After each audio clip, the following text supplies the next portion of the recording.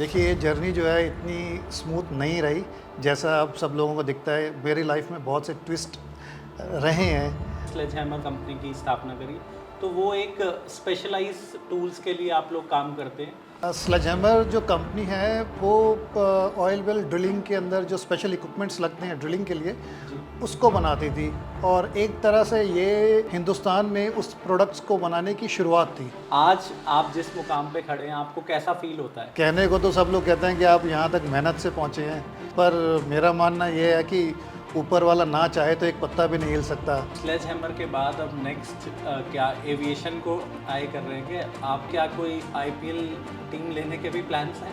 ये थोड़ा सस्पेंस है और ये विद इन 2-3 मंथ्स खुल जाएगा। ओके। आपको पता चल जाएगा। ठीक है जी।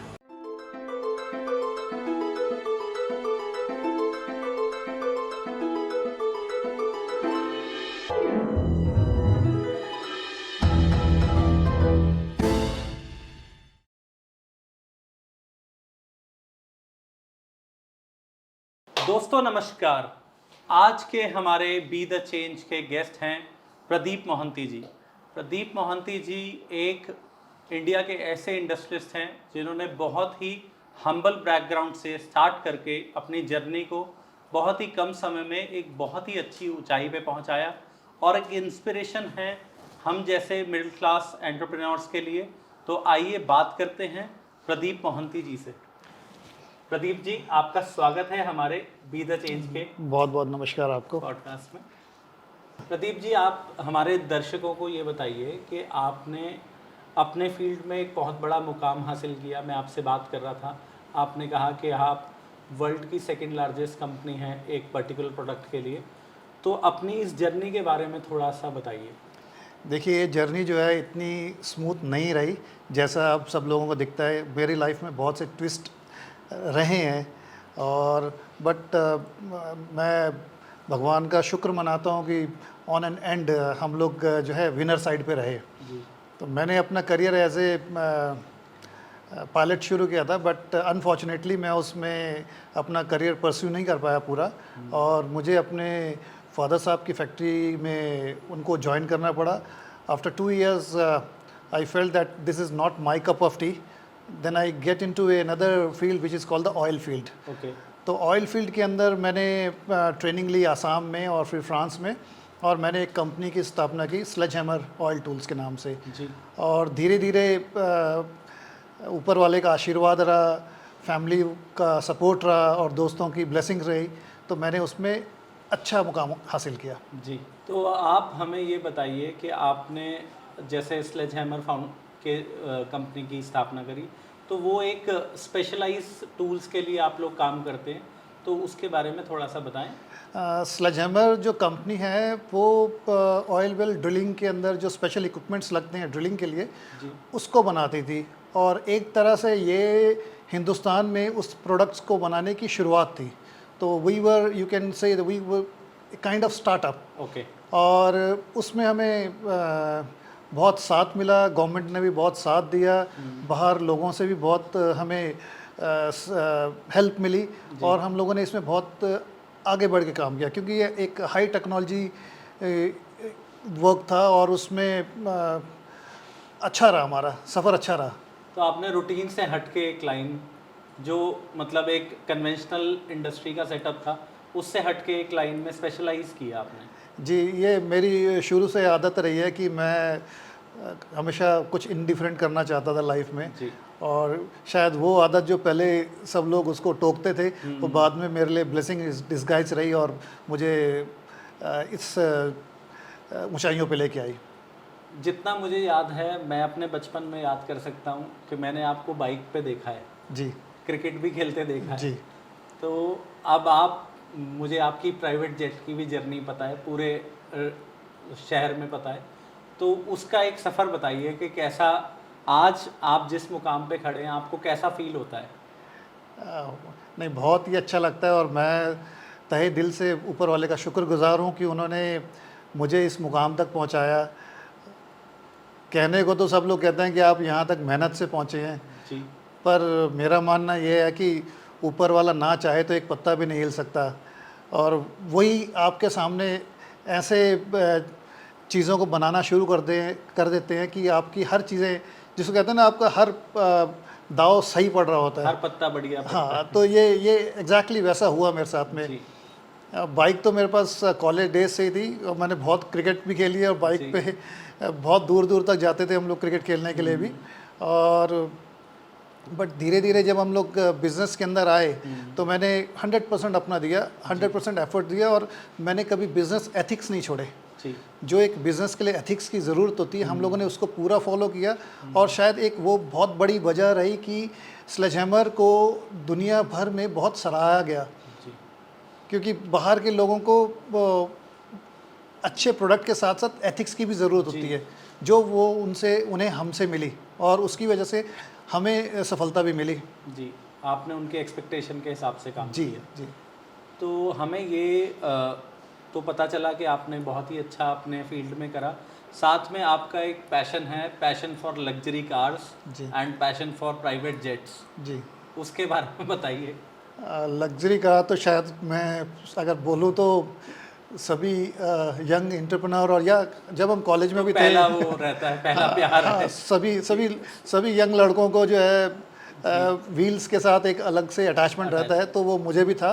बट मुझे शुरुआती दौर में कभी उम्मीद नहीं थी कि मैं ये सब भी ले पाऊँगा।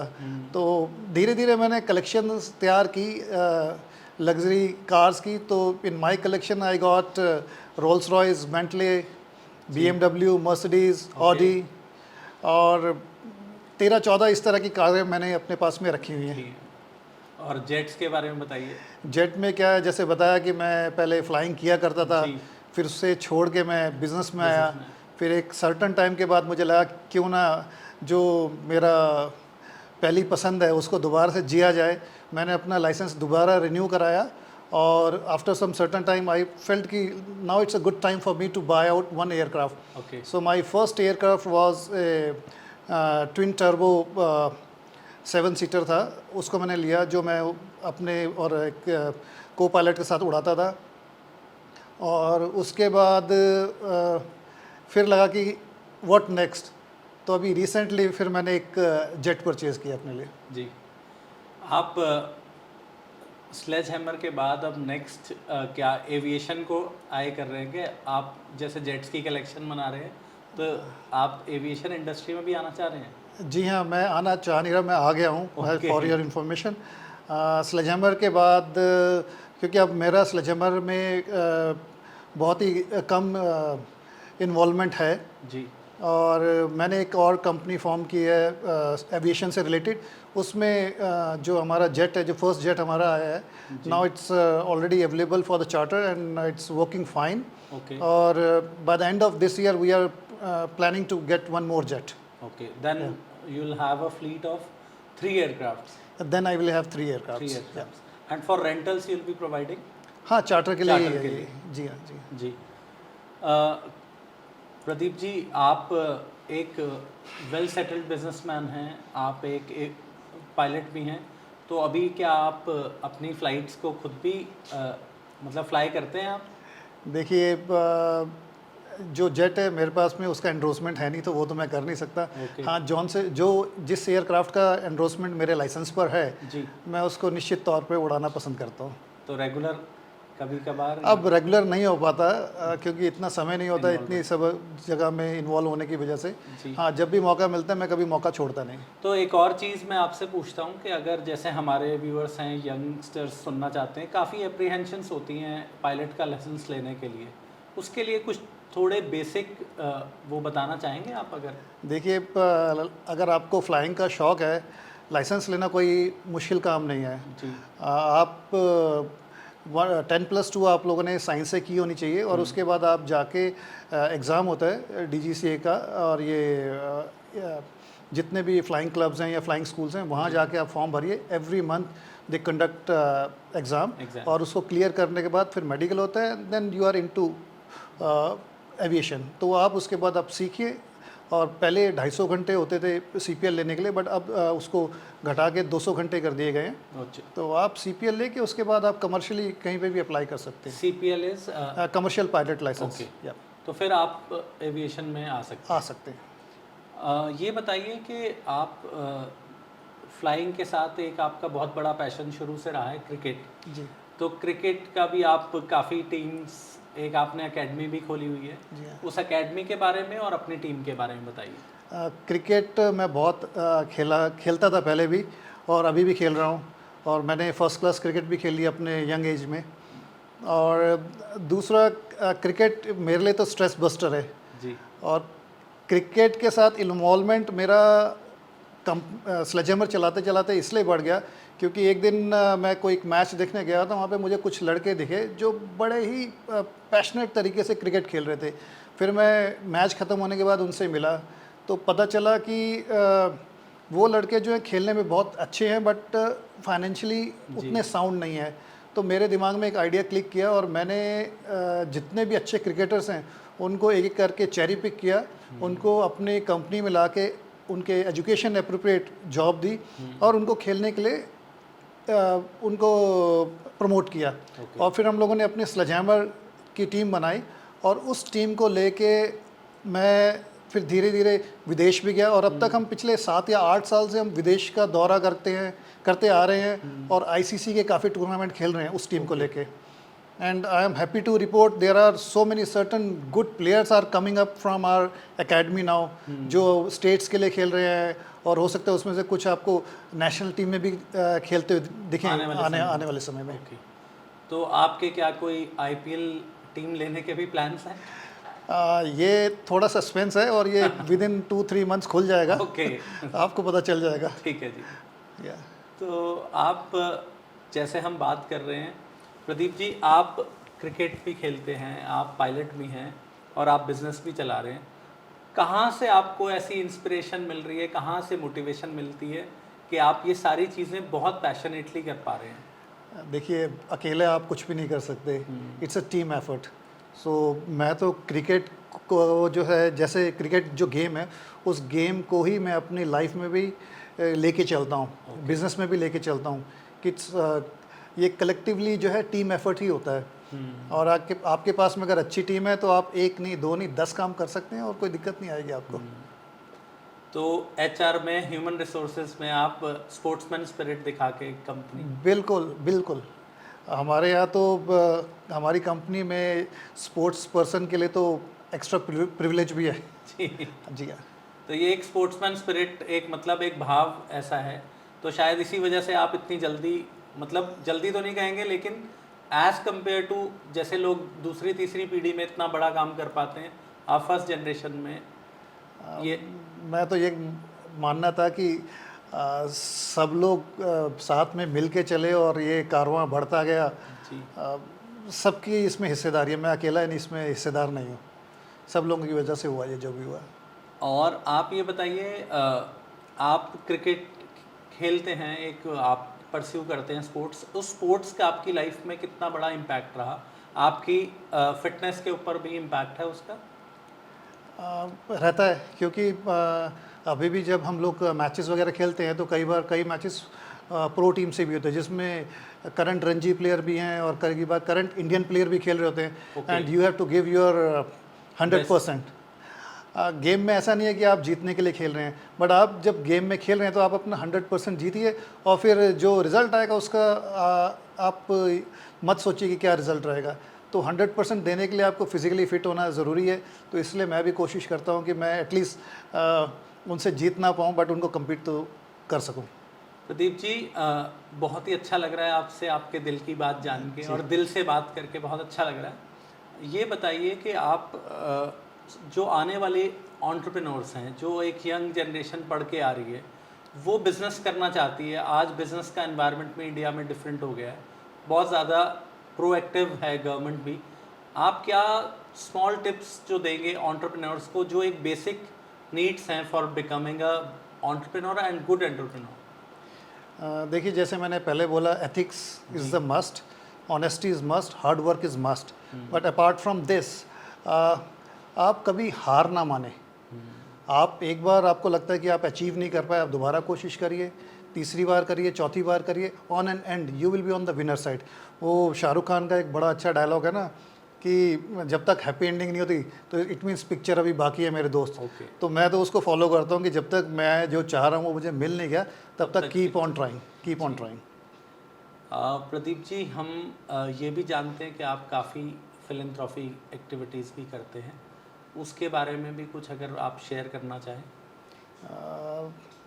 जैसे हम being as a social person शुरू से मानना रहा है कि हमें सोसाइटी को वापस कुछ ना कुछ देना चाहिए।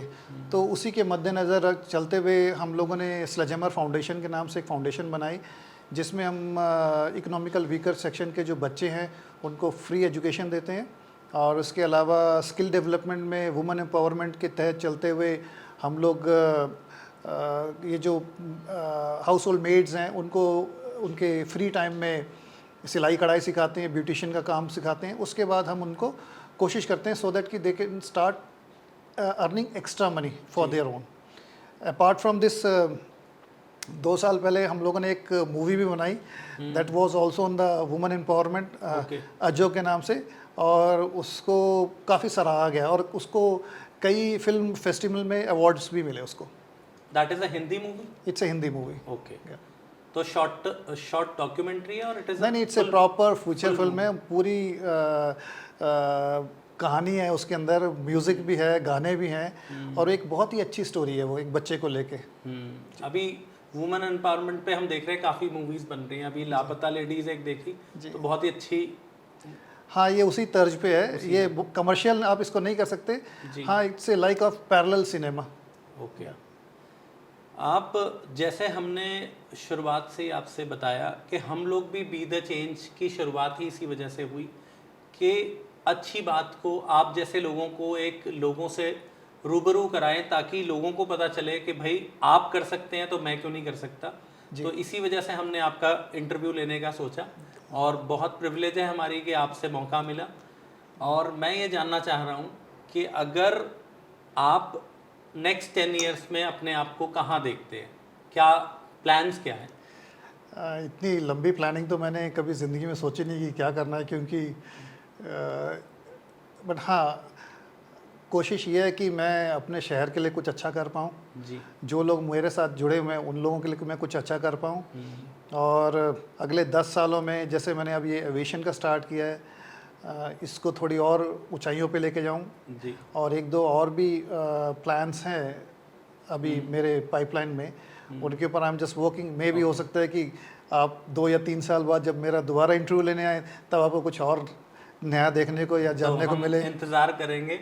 तो हमें ये रहेगा कि हमें पता है कि आप शाइनिंग स्टार हैं और आप शाइन करना चाहते हैं और करेंगे ज़रूर। और एक और चीज़ मैं लास्ट में आपसे पूछना चाहूँगा कि ये सब इतना अचीव करने के बाद भी क्या ऐसी शक्ति है कि आपको मिलती है? मैं बहुत कम लोगों से मिलता हूँ, बहुत लोगों से मिलना है, लेकिन कम लोग ऐसे मिलते हैं जो इस मुकाम पे पहुँच के इतने हम्बल रह पाते हैं। अब इसके बारे में मैं कैसे बताऊं? नहीं, कि कुछ तो ऐसा होगा कि आपको कोई एक मेरा मानना ये है कि जो एज ए प्रदीप मोहंती जिसको पसंद करते हैं उनके लिए प्रदीप मोहंती आज भी वही है जो आज से 20 साल पहले था। तो मेरे दोस्त भी वही हैं, मेरे सब जान पहचान वाले भी वही हैं, मेरा उठ बैठ सब लोग वही हैं, और मुझे उनके साथ में उठने बैठने में घूमने फिरने में बहुत मज़ा आता है। तो मैं उसको छोड़ना ही नहीं चाहता, और हम्बल रहना, ग्राउंडेड रहना, मुझे कभी इसमें कोई नुकसान नहीं लगा। मुझे लगा कि ये ज़्यादा ज़रूरी है। और दूसरा क्या है कि पैसा एक ऐसी चीज़ है जो आती जाती रहती है, जो बड़े बुजुर्ग कहते हैं। तो जो चीज़ परमानेंट है हम उसको स्टिक करें ना, तो आने जाने वाली चीज़ के लिए इतने क्यों तवज्जो दें? ये आप ऐसा सोचते हैं, लेकिन जनरल एक समाज का आज समय ऐसा हो गया है कि ऐसा परसेप्शन नहीं है। मेरा मानना यह है कि अगर कोई प्रदीप मोहंती को इज़्ज़त दे सकता है तो बहुत अच्छी बात है। अगर वो पैसे को इज़्ज़त दे रहा है तो जी, मैं उसमें कुछ कमेंट नहीं कर सकता। प्रदीप जी, आप हमें बता रहे थे अपनी क्रिकेट एकेडमी के बारे में। आप क्रिकेट के लिए अब आज फ्यूचर में अब क्या प्लान्स हैं? देखिए, अभी एक बॉडी की फॉर्मेशन हुई है, अब मतलब काफ़ी टाइम हो गया, बट उसको रिवाइव दोबारा किया गया, BVCI, board of veterans cricket of India. Okay. तो इसके अंदर जितने भी 40 इयर्स प्लस के क्रिकेटर हैं, जो पहले एक्स रणजी हैं या इंडियन टीम के प्लेयर हैं या फर्स्ट क्लास खेला, उनको दोबारा से मोटिवेट किया जा रहा है कि वो दोबारा से आके क्रिकेट खेलें। तो इसमें एक बहुत बड़ा अच्छा प्लेटफॉर्म बन के आया है।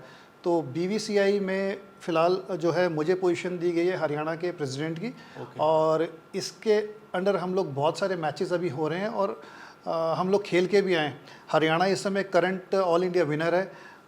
इसके अंदर आपको कई IPL के प्लेयर, कई इंडियन प्लेयर और रणजी के तो ऑलमोस्ट सभी प्लेयर्स इसके अंदर खेल रहे हैं और ये एक बहुत अच्छा प्लेटफॉर्म बन के आया। तो ये तो बहुत ही अच्छा कंसेप्ट लगा, क्योंकि प्लेयर्स तो काफ़ी, अब जैसे महेंद्र सिंह धोनी का हम देख रहे हैं, काफ़ी ऐसे प्लेयर्स हैं जो अभी भी धुआंधार बल्लेबाजी करते हैं और उन्हें रिटायर होना पड़ता है। हाँ, अब ये सब प्लेयर जो हैं इस प्लेटफॉर्म में आके खेलेंगे। तो क्या ये IPL की तरफ भी जा सकता है? IPL स्टाइल भी हो सकता है?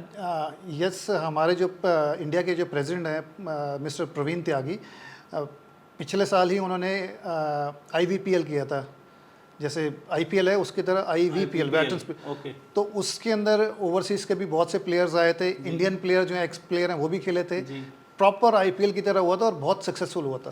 क्योंकि काफ़ी तो जनरेशन ऐसी है, जैसे हम लोग हैं, हम लोग पुराने क्रिकेटर से ज़्यादा रेजोनेट कर पाते हैं। जैसे सचिन तेंदुलकर हो गए, बहुत लोगों का कपिल देव जी से भी काफ़ी लगाव रहा है, या इवन पुराने प्लेयर्स थे जॉन्टी रोड्स वगैरह, ये सब खेले हैं इस टूर्नामेंट में। ओके। हाँ जी। तो अभी ये काफ़ी पॉपुलर हो जाएगा आने वाले समय में। जी, बिल्कुल पॉपुलर होगा ये। जी, ये तो एक बहुत नई चीज़ आपने बताई है।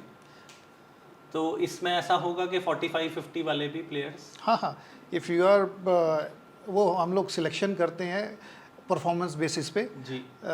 एक क्राइटेरिया रहता है कि you should be above 40। Okay. Then you fall in that category. जी। ओके। प्रदीप जी, आप जहाँ तक पहुँचे हैं इस पूरी जर्नी में, मैं मानता हूँ कि आपके मेंटोर्स भी रहे होंगे। तो कुछ एक मेंटोर्स जिनकी आपको बहुत सपोर्ट रहा, उसके बारे में कुछ बताइए। देखिए, बिना गुरु के तो गति ही नहीं है ज़िंदगी में। तो मेंटोर में बहुत से लोग हैं। स्पेशली अगर देखा जाए तो मैंने अपने फादर साहब से बहुत कुछ सीखा और मेरी वाइफ ने मुझे बहुत सपोर्ट किया, अच्छे समय में, बुरे समय में भी, क्योंकि उसकी कामनेस जो है वो मुझे सही डिसीजन लेने में बहुत मदद करती है। इसके अलावा एक मिस्टर चंद्रन है, he is MD for one company in Malaysia. वो मेरे जो है बिज़नेस मेंटोर रहे हैं। उनसे समय समय पे मैं गाइडेंस लेता रहा हूँ। और के लेफ्लोर करके, it's a American person, he is एक साइंटिस्ट। तो मेरे टेक्निकल जितने भी क्वेरीज रही हैं या मुझे कुछ भी सीखने को मिला, वो मेरे मेंटोर रहे हैं। और दूसरा, लाइफ एक प्रैक्टिकल है, अगर आप इसको प्रैक्टिकली देखें और अच्छे से जिएं तो बहुत मज़ा आता है। और कई बार जैसे मैं डिप्रेस होता हूँ या कुछ मुझे समझ में नहीं आता मुझे क्या करना है या क्या नहीं करना है, और कुछ शक होता है अपने ऊपर, कि मैं कर पाऊँगा या नहीं। मिस्टर OP सिंह जो हैं हमारे ADGP हैं, additional director general of police Haryana, जो कमिश्नर भी रह के गए। जी हाँ जी। और आप जिस हिसाब से आप ट्रैवलिंग भी काफ़ी करते होंगे, पायलट का लाइसेंस भी है और एविएशन में भी है, आपका जो एयरक्राफ्ट है वो कितना लंबा अभी तक गया है? देखिए, ये तो एयरक्राफ्ट जो है ये USA से आया, तो USA से उड़ के ही आया, तो इतना तो वहाँ तक तो जा ही सकता है। बट जनरली ये विद इन इंडिया चलता है जो है चार्टर सर्विस। तो चार्टर सर्विसेज अगर आपकी कंपनी से किसी ने लेनी हो तो उसका कैसा रहता है, मतलब हाउ टू कनेक्ट, और क्या उसके चार्जेस रहते हैं? ऐसा देखिए, चार्जेस वगैरह ये सब कमर्शियल चीज़ें तो मैं इतना इन्वॉल्व होता ही नहीं इस चीज़ के अंदर।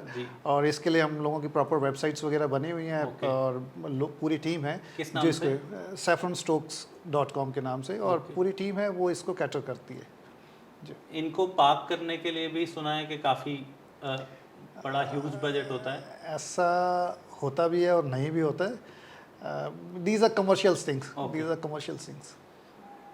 आप ये बताइए कि आप ट्रैवल अपनी फैमिली के साथ भी, क्रिकेट के साथ भी करते हैं, तो काफ़ी कंट्रीज ट्रैवल कर चुके हैं। ट्रैवलिंग का अपना कुछ एक्सपीरियंस शेयर करिए। अब तक जो है शायद मैं 54 या 56 कंट्रीज़ ट्रैवल कर चुका हूँ। और ट्रैवलिंग मेरी बहुत एक्सट्रीम में रही है और मैंने बहुत इन्जॉय किया है। और सच्चाई है कि दुनिया देख के और दुनिया देखने से बहुत कुछ सीखने को मिला। लर्निंग का तो बहुत अच्छा। जी बिल्कुल, इतनी कंट्रीज़ घूमा, इतने डिफरेंट तरह के कल्चर्स मैंने देखे, और फिर आप फिर कंपेयर कर सकते हैं कि where you are stand, means आपकी कंट्री कहाँ पे। फिर जब इतना घूमने के बाद, जब ये मेरा फिक्स है, इतना घूमने के बाद जब मैं घर आता हूँ तो मुझे फिर से वही दाल और रोटी ही चाहिए होती है जो मेरे फेवरेट है। और पूरी दुनिया का खाना एक तरफ है और हमारा हिंदुस्तानी खाना एक तरफ है। वो जब 5-6 दिन कहीं पर भी ट्रेवल करते होते तो एकदम ऐसे होता है कि भाई अब दाल रोटी मिल जाए, कुछ नहीं चाहिए, कोई कुजीन अच्छा नहीं लगता। हाँ, सबसे बेस्ट कुजीन ही वही है। हाँ जी। प्रदीप जी, हम बी द चेंज फाउंडेशन भी चलाना चाहते हैं। हम बी द चेंज का नाम ही इसीलिए रखा कि हम समाज में कुछ पॉजिटिव चेंज लेके आएँ अपने इस माध्यम से। हम चाहेंगे कि आप हमें कुछ सजेशन दें कि जैसे आपने ग्रो करा, हमारे लिए क्या सजेशन है कि हम कैसे ग्रो करें आगे। देखिए राज साहब, आप पहले ही इतना अच्छा काम कर रहे हैं और ये इंट्रैक्शन करा रहे हैं मेरे से, और ये अब और इतने लोगों की तरफ जाएगा। हो सकता है शायद मैं किसी के काम आ सकूं, कुछ सीख पाएँ, तो ये भी अपने आप में एक बहुत बड़ा काम आप कर रहे हैं। और आप फाउंडेशन में कुछ भी करना चाहें, you are most welcome any time. मुझसे जो भी बन पड़ेगा या मैं कोई मदद कर पाऊँगा तो I am happy to work for you. तो दोस्तों, ये थे हमारे साथ प्रदीप मोहंती जी। प्रदीप मोहंती जी की कहानी सुनकर मुझे लगता है कि आप सबको भी इंस्पिरेशन मिलेगी। मैं बहुत इंस्पायर्ड हुआ हूँ प्रदीप जी से मिलकर, और एक एनर्जी का फ्लो ऐसा रहा कि प्रदीप जी से टाइम कैसे पता चल रहा है, इतनी जल्दी हम लोग सवाल कर रहे हैं, और हर चीज़ इन्होंने दिल से बताई है। मैं चाहता हूँ कि हम लोग आगे भी आने वाले समय में प्रदीप जी से आपको फिर मुलाकात कराएंगे। ये कुछ बहुत बड़े चीज़ें करने वाले हैं और उनसे आपको मिलवाएंगे। धन्यवाद। Thank you.